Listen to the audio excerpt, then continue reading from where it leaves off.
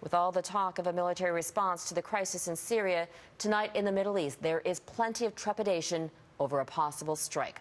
Let's join Paul Johnson from Beirut with that part of the story. Paul? Robin, today's news out of Washington walks this region a few steps back. It was expected that tonight could have been the first window of opportunity for an airstrike. Now Syrians can expect they won't have to face the full force of the U.S. Navy, at least in the coming hours. The UN weapons inspection team driving out of Syria this morning. It was expected no U.S. attack would happen before they were safely out of the country. But within hours of them leaving came the news that Washington had drastically slowed its timetable for a possible strike.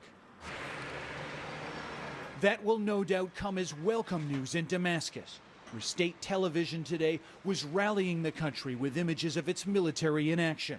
Newspapers denouncing the threats coming from Washington, and Syrians talking about an international conspiracy against them. They're planning aggression against Syria even before the results of the investigation come out, says this Damascus resident. And they have good reason to be afraid.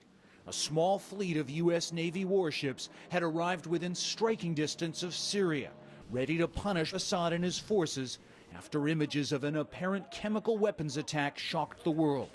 For now, the dozens of Tomahawk cruise missiles they'd threatened to fire will remain in their launch tubes.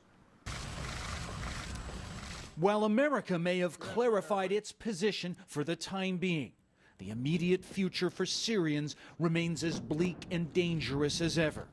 After 2 years, the crushing civil war has killed at least 100,000, and the region grapples with a growing and destabilizing humanitarian disaster.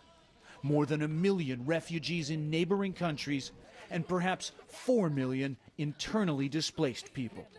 This Canadian aid worker has seen the suffering up close.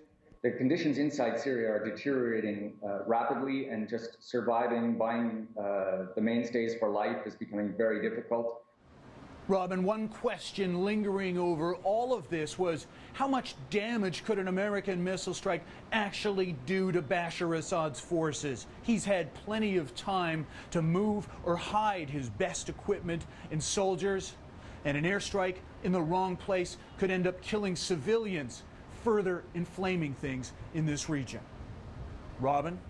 Paul Johnson in Beirut tonight. Thanks, Paul. Here in Canada, protesters in cities across the country are speaking out against military intervention in Syria. In downtown Montreal, people carried signs saying "Hands off Syria." The group is part of a worldwide movement opposing what they call an illegal and unconstitutional war with Syria.